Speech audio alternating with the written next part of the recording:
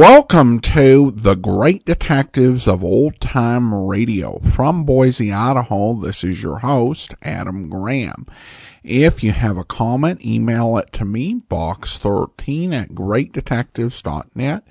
Follow us on Twitter at Radio Detectives and become one of our friends on Facebook. Facebook.com/Radio Detectives. Today's program is brought to you by the support of our listeners. And I do want to go ahead and let you know you can support the show at support.greatdetectives.net. And I want to thank Brian for supporting the show there. You can also use our P.O. Box, Adam Graham, P.O. Box 15913, 15913, Boise, Idaho 83715, or use the Zelle app to box13@greatdetectives.net. Or you can also become one of our ongoing Patreon supporters for as little as $2 per month at patreon.greatdetectives.net. And I want to thank Stephen for becoming one of our Patreon supporters at the rookie level of $2 or more per month. And also want to thank Mark and John for becoming Patreon supporters at the Shamus level of $4 or more per month. Thank you so much for your support. Now it's time for today's episode of Dragnet. The original air date on this one is April the 26th, 1955, and the title is The Big Child.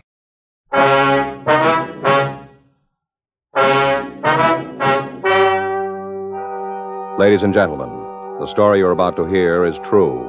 The names have been changed to protect the innocent.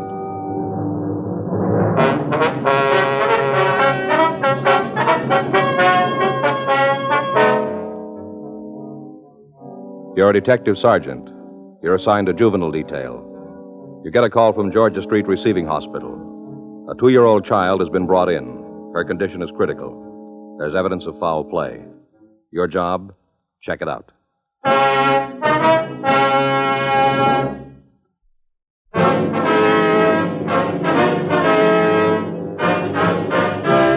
Dragnet, the documented drama of an actual crime.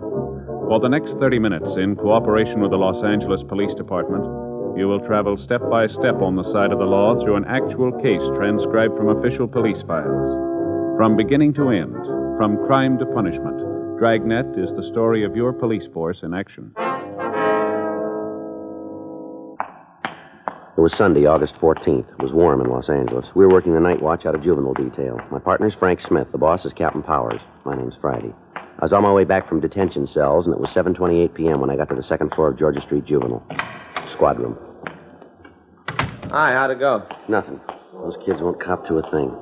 What about the weapons? Well, they admit they had them, and that's all. Nothing about what they were going to do with them. No. I don't know, Joe. Today, kids got a lot more than we ever had. TV, cars, a lot of things. Yeah. Still seems like they aren't happy unless they're figuring how to beat somebody's brains out. No, it doesn't go for all of them.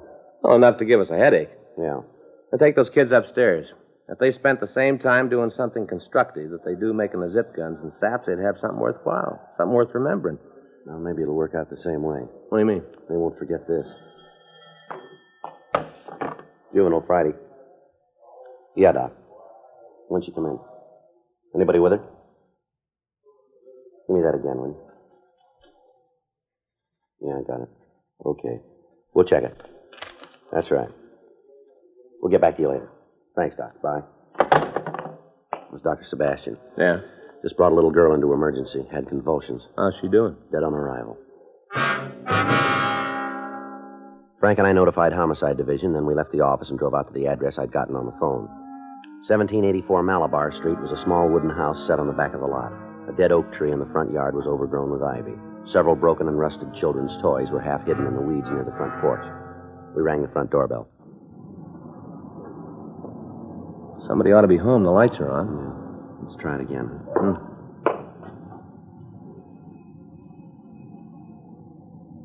Yeah, somebody's coming. Uh-huh. Yes, Ms. Manson, that's right. What do you want? police officers, we'd like to talk to you. We have to go through it all again.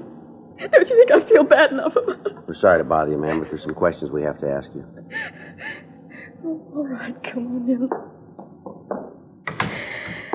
You might as well sit down. Thank you. Thank you. This is Frank Smith, and my name's Friday. How do you do, Miss Manson? Hello. You're the child's aunt, is that right? Yeah, her mother's my sister. And where's your mother? I don't know. Been trying to get in touch with her. Left messages all over town, but I guess she ain't got any of them. The child stay with you, does she? Yeah. Been here since she was 6 months old. Feel like she was my own. Mm-hmm. I've got 3 kids myself, all boys. Always wanted a girl. When Joan said I could have Melissa, made me feel real good. Like a daughter of my own, real good. Mm-hmm. Knew it didn't make any difference to Joan. None at all. Wasn't anything that mattered much to her. I always thought Melissa was something that shouldn't have happened. In the way, that's what she said. Yes, ma'am. In the way. Mm-hmm. What happened this evening? What do you mean? Well, you're the one who called the hospital, aren't you? Yeah. As soon as I knew there was something wrong, called him. Mm-hmm. Well, what happened? Well, this is Sunday. Yeah. Every Sunday morning, Joan comes by and picks up Melissa, takes her for the day. Mm-hmm. Just like always, she was here this morning. Yes, ma'am. Going to be a big day. She told the baby they were going up to Griffith Park to the zoo, see the animals. Mm-hmm. Well, we all sat around and ate. My kids and baby and Joan, and the kids went to get dressed. Yeah. After she was dressed, they left. Joan and Melissa, going to the zoo and the rides. Real big day, real big. Mm-hmm. About 6 they came back. That's this evening? Yeah, 6 o'clock. The baby didn't look real good, kind of hot and flushed. Yeah. I asked Joan if she'd given her a lot of junk. She said no, nothing that had hurt her. That's what she said. Mm-hmm. Just came in the house and then she left. Said she had an appointment, that she couldn't be late. Just dumped the baby inside the house and walked out. I see. I gave her a bath. Thought it might make her feel better. She was running a little fever. Warm bath's supposed to bring down the temperature. Yes, ma'am. Didn't do any good at all. I asked her if she was hungry, and she said she was, so I gave her some dinner. Had no more than taken one bite, and she had the first fit. Mm-hmm. Sitting right there at the table, and she had it. I didn't know what to do. Never had nothing happen like that before. I didn't know what to give her. Did you call a doctor? Yeah, we don't have a telephone, so I went down to the corner. There's a booth at the gas station. Yeah. Didn't want to leave the baby alone, but there wasn't any other way. Nothing else I could do. All right, go ahead, please. Doctor wasn't at home. I left word for him to come right over, and then I came back. Didn't no sooner walk into the house than she had another fit. Scared me to death. Poor little thing sitting there. I could see she was in pain, terrible pain, and there wasn't anything I could do for her. Mm-hmm. I just couldn't wait anymore. I went back and called the emergency hospital, asked them to send an ambulance. Told them it was important and to send somebody right away. A couple of minutes after that, the men got here and took her away. Poor little thing. Yes, ma'am. She looked at me, like asking me to stop the pain, begging me, almost tore my heart right out of my chest to see her. So little. Almost killed me. Yes, ma'am. She was dead when they got her there. Didn't even live long enough for them to try and save her. Not even that long. Yes, ma'am, we know. Just a baby. 2 years old and she's dead. Just a tiny little baby. Oh, that would hardly seem fair.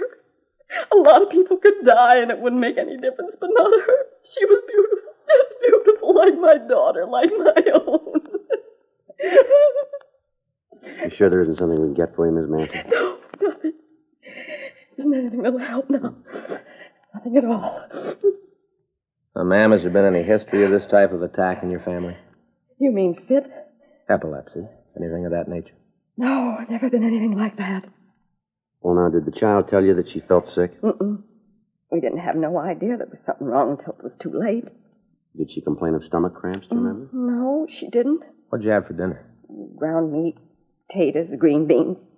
Couldn't have been that made her sick. We all ate the same thing. The kids and me, none of us had any trouble. Mm-hmm. Is your sister separated from her husband? Yeah, they hadn't been together for over a year. Been that long anyway, I suppose. He's supposed to contribute support, but he doesn't, not a dime. I see. Did she provide support for the little girl? She was the baby's mother, but that's as far as it went. Came to caring for Melissa and it landed in my lap. Remember when she had roseola? Joan didn't even come over and see her, just didn't care.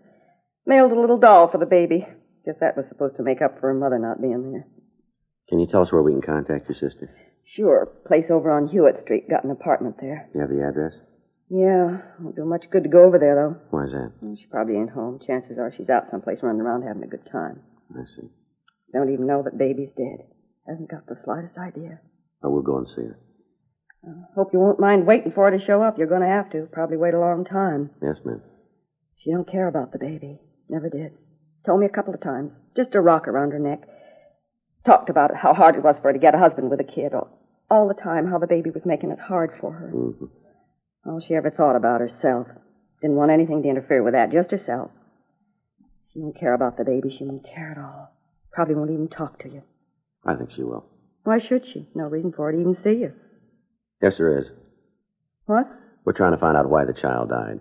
Oh, she just got sick, that's all. There isn't anything more to it. Melissa just got sick. You seem pretty sure about it. Of course I am. Couldn't be anything else. You think there was anything else? You think there was something wrong? We don't know yet. Well, then talk to Joan. Ask her. Anything wrong with Melissa that happened today? She ought to be able to tell you. Talk to her. Yes, ma'am, that's what we'll do. Hope it does you some good. Wouldn't surprise me a bit if she knows what had happened. What's that? She's probably got an idea. I wouldn't want her to know I told you this. What do you mean? If there's something wrong with the way Melissa died, if there is... Yes, ma'am. It wouldn't surprise me if Joan killed her.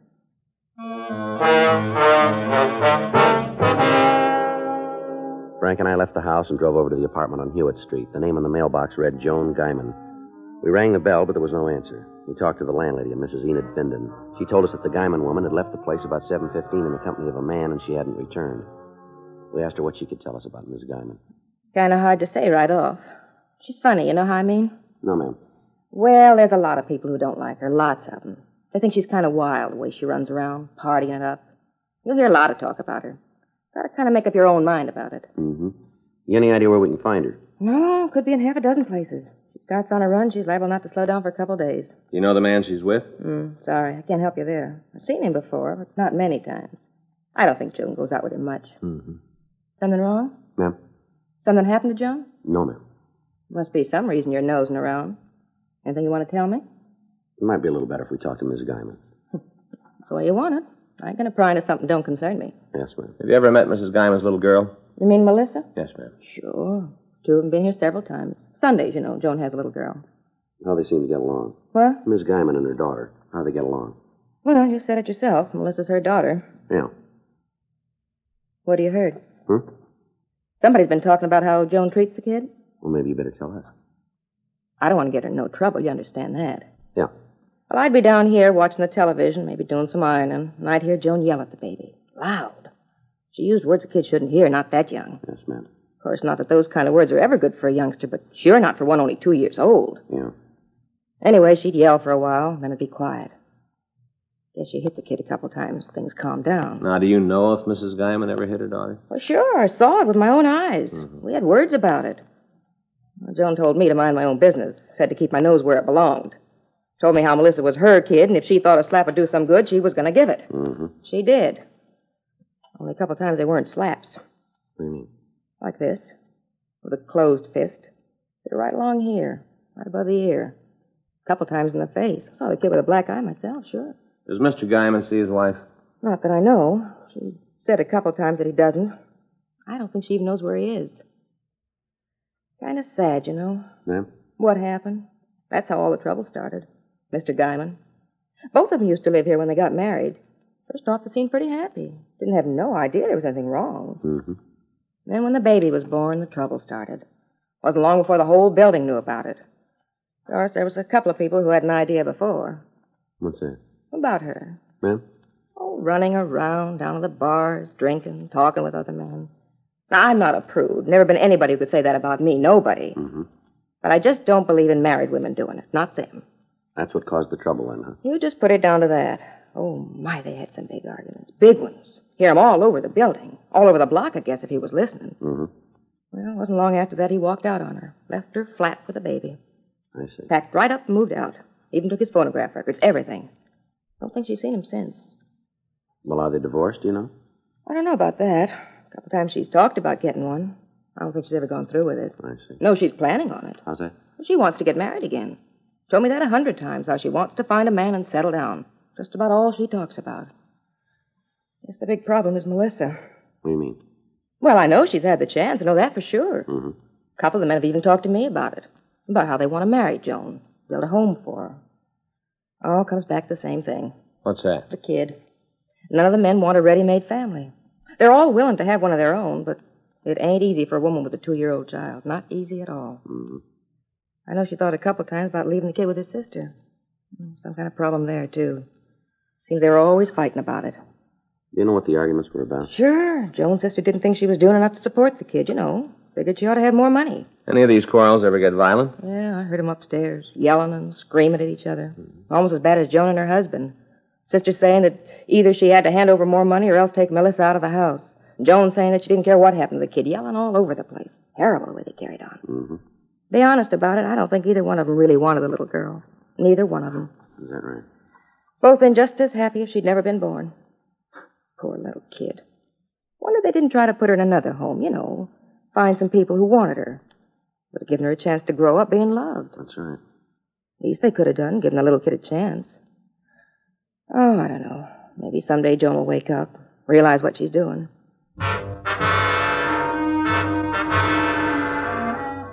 We returned to the office and checked with the crime lab.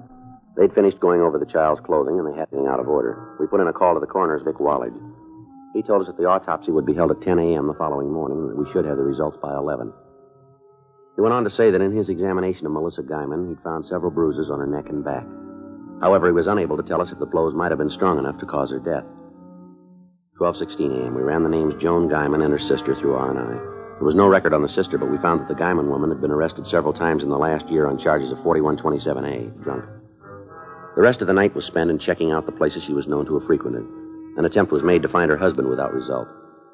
The next day, Frank and I met in the squad room early to put through a call to the coroner's office. Yeah. Mm-hmm. What about the bruises? I see. Well, how long's that going to take? Right. We'll keep in touch with you. Okay. Bye. How about it? They finished. What's the cause of death? They're still not sure. What do you mean? They think she might have been poisoned.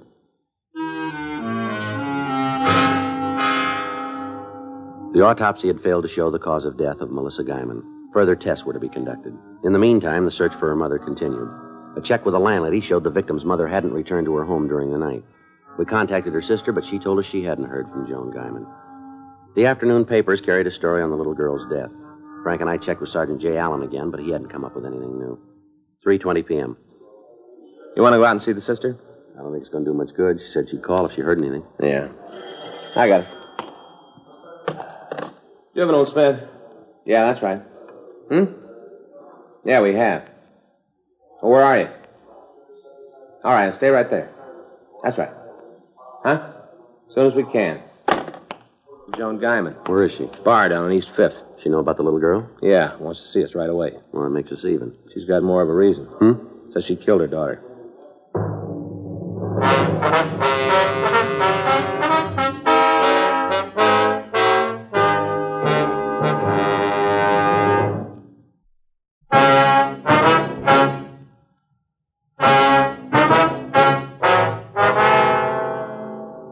Frank and I left the city hall and drove over to the bar. When we walked into the place, it appeared to be deserted. The bartender told us there was a woman answering the description we gave him in one of the rear booths. Joan Guyman was in her late 20s, but she looked at least 40. She'd been drinking heavily, and she'd been crying. Yeah? Something you're looking for? You're Miss Guyman? That's right. Who are you? Police officers. Frank Smith. My name's Friday. Yeah. I knew you'd be here. I knew it good.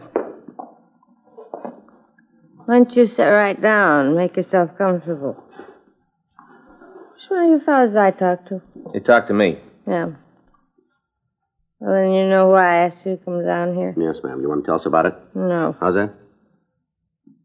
You asked me if I wanted to talk about it. Well, I don't. I don't even want to think about it. I wish it never happened. Is that right? You probably think it's funny I'm not crying, don't you? Don't you? You think there's something wrong with me? My baby's dead and I'm not crying? Well, do you want to know why? You want to know? Why don't you tell us, lady? Because there ain't no tears left. Not a single one. I'm all cried out. That's why. You better put that down. You've had enough of that. I think I ought to have a lot more. A lot more. You said you killed your little girl, is that right? That's right. Well, tell us about it, will you? No reason not to. No reason for anything anymore. All right, go ahead. I killed her. I killed her. It's like I'd put a gun up to her head. I killed her. Is this the same? Go ahead. Oh, poor little kid. She didn't want much. Hardly anything. One of those dolls with the hair you can wave, that's all. The doll with curly hair and her mother. She got the doll.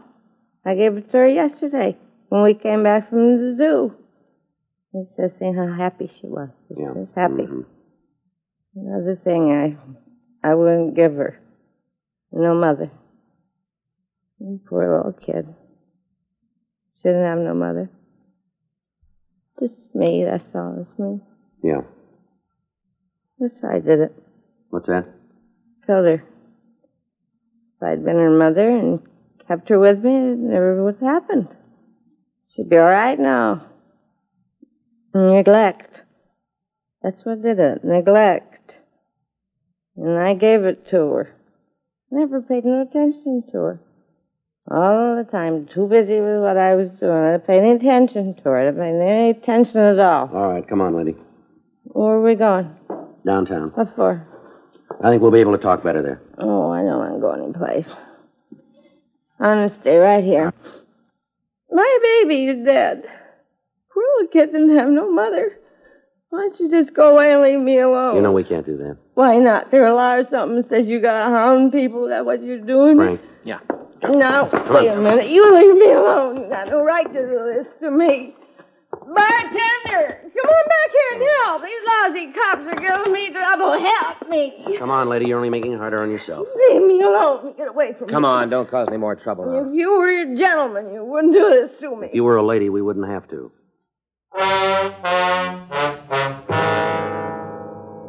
We took the woman back to the city hall. After several cups of hot coffee, she straightened out enough to give us a story. She went over each step of the previous day, naming all of the places she and her daughter had gone and all of the foods they'd eaten. There was no apparent cause for the child's death. In talking to her, we found that the child was wearing different clothing when she was brought to the hospital. Frank and I drove out to Mrs. Guyman's sister's home and picked up the dress and the coat the little girl had worn. It was turned over to the crime lab, 2:15 p.m. Juvenile Friday. Yeah. I don't know. We'll have to check it. Right. Yeah, as soon as we know. Right. Ray Pinker over at the lab. Yeah? He just finished going over the little girl's dress. Find anything? A couple of stains. Yeah? Traces of poison. Along with the crew from the crime lab, Frank, Mrs. Guyman, and I went back to her apartment where a thorough search was started. From the analysis of the stains found on the child's dress, Sergeant J. Allen said the death might have been caused by minute quantities of poison in another fluid. While he and his crew went over the apartment, Frank and I talked to Mrs. Guyman. Couldn't be anything here. Was the child alone at all yesterday? No, I don't think so. We went to the zoo and came back here. Gave her the doll, and we played with that for a while. Mm-hmm. Did you leave the apartment at all? Yeah. Went down to the corner to make a phone call. Only gone a couple of minutes. Your daughter was here alone then? Yes, but she couldn't have gotten into anything. I was only gone a little while. I was still playing with the doll when I got back. Miss Guyman, our crime lab seems to think she might have been poisoned by some sort of polish. What do you mean? Looks like a metal polish of some kind. I don't have any of that in the house. You sure? Certainly. I don't know. My place. They have to tear everything up like this. It'll all be straightened out. I hope so. Seems like there's never going to be an end to it. Joe? Yeah, Jane. See you a minute? What do you got? I think this is it. I found out in the kitchen under the sink. Metal polish. Yeah. Isn't one of the standard brands. Certainly isn't one of the off brands either, is it? I've never seen it before. Oh. The bottle's almost empty. Cap was off when we found it. Any chance it might have spilled out? No, it doesn't look like it. Not on the floor around the bottle. You want to come out in the kitchen? We'll check it for prints. All right. We got the kid out there. All right. Can you tell for sure, Jay? No, we can get an idea, though. There, Joe, it's coming through. You see there? Yeah. What do you think? Have to roll the child's prints to be sure. Looks like it, though. The fingers are pretty small. There, you can see yourself. Pretty tiny. I guess that does it. Mm-hmm. All right, thanks, Jay. What'd they find? You know how it happened? We think so, yeah. How? We found an empty bottle of metal polish in the kitchen. Looks like your daughter drank some of it. She couldn't have. I was with her all the time. She couldn't have gotten to it. You said you left her alone. But not that long. She didn't have time. I was only gone a couple of minutes. That's all. Just a couple of minutes. That was long enough. It's not true. Just making it up, trying to make it all my fault. No, ma'am. Yes, you are. You're trying to make out I did kill her. You're saying it's my fault. Well, it isn't. Well, then you tell us. Huh? Whose fault is it?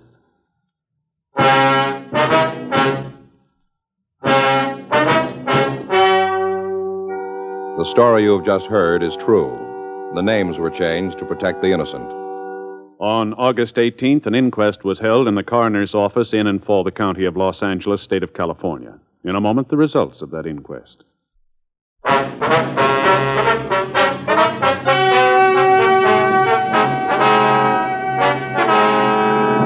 After examining all the evidence, a coroner's jury decided that the death of Melissa June Guyman was due to accidental poisoning.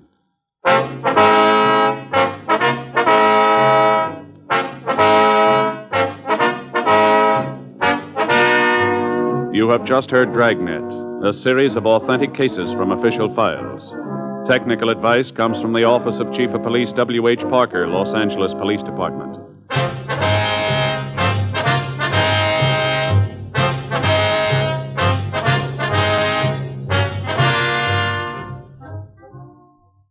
Welcome back. Well, what a heartbreaking case.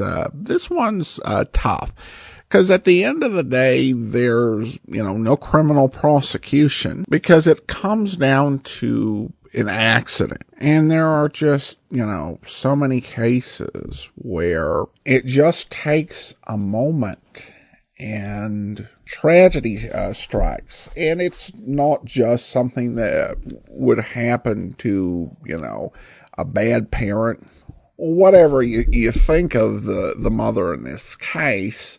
But it is something that I've known a couple of people where this, happens, where their son just, ran out in front of a car.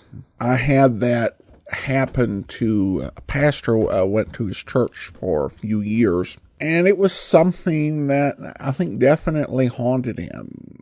He'd come to a certain amount of peace about it, but it would come up several times a year, in sermons. I think what kind of Gold Friday about this is that he and Smith have, really, I've got the t-shirt that says he never said just the facts, ma'am. But, he really was just looking for the facts. That's all that Frank Smith and he have been trying to do. And then to get this accusation that they're trying to manipulate evidence just to make her look bad is a bit galling. I mean, the fact is that she could have done things differently and her daughter would have lived. She's not legally being held to some criminal prosecution, but she's got to find some way to live with what happened. And just trying to blame the police, that's not going to solve anything. All right. Well, now we turn to listener comments and feedback. And we have this comment from Brian. He writes, "Thanks for the hours of relaxation listening to Old Time Radio Detectives program. And I don't usually mention what people requested as thank you gifts when they ask those with donations. But in this case, he wanted one of our replica identification badges, which is something I got these a few years back. Intentionally bought them as premiums. I got a total of 6. And I thought, this might last for a listener support campaign or two. Because I got these replica badges for characters from Dragnet, Adam 12, and Columbo. And so with Brian's donation and request, I had 6, and this was, several years ago now. And now I am down to 3. So only 3 remain. So I'm about halfway through. I think I will probably not buy any premiums in advance for thank you gifts. Again, but I do still have 3 left. So if you're interested, you can send along a donation of $50 or more, and I'll happily send you replica ID patches Your choices now are Officer Bill Gannon from the 1960s Dragnet, or Officers Reed and Malloy from Adam 12. For a donation of $90 or more, I'll send you two. If you make a donation of $120, I'll happily send you all 3 badges. Supplies are limited, and I will try to update support.greatdetectives.net as soon as any go out the door. Next, we have a comment from Stephen, who writes over on Facebook regarding raffles. I don't ever remember hearing of raffles. Thank you for sharing it with us. It seems like a cross between Boston Blackie and Bulldog Drummond. And I think that's a pretty good description. He also writes, there was a discussion of finale programs specifically about Rocky Jordan. If I'd written the last episode, we would have found out why he left St. Louis. The problem would have shown up in Cairo and been fought to a conclusion, clearing the way for Rocky to return. However, he would decide to stay in Cairo and in the series having coffee with Captain Sabaya. Thanks for that suggestion. It does kind of sound like with the consensus about coffee that Maxwell's House really should have gotten in on sponsoring it. I don't know if I actually would like to learn why Rocky left Cairo, because it really makes you curious, and I don't know if they could come up with an answer that was as good as the questions people have about it, or the theories that people come up with at any rate. Stephen did also ask about the possibility of playing some of the Man Named Jordan episodes, even though they're not connected at all. And we did actually play the episode of The Man Named Jordan when we played the first episode of Rocky Jordan. We played it after the show. And yeah, it's one of 2 episodes that exist. So if you're curious how that 1940s Rocky Jordan sound, you can just take a listen to episode 2495, the very first episode of Rocky Jordan. I want to go ahead and thank our Patreon of the day now. Thank you so much to Kelly. Kelly's been one of our Patreon supporters since January of 2018. Currently supporting us at the Master Detective level of $15 or more. Thank you so much for your support, Kelly. And that will actually be all for today. Join us back here on Monday for Box 13. Next Thursday, we're going to be getting into Mystery is My Hobby. And then we will be back next Saturday with another episode of Dragnet. In the meantime, send your comments to box13 at greatdetectives.net. Follow us on Twitter at Radio Detectives and become one of our friends on Facebook, facebook.com/Radio Detectives. From Boise, Idaho, this is your host, Adam Graham, signing off.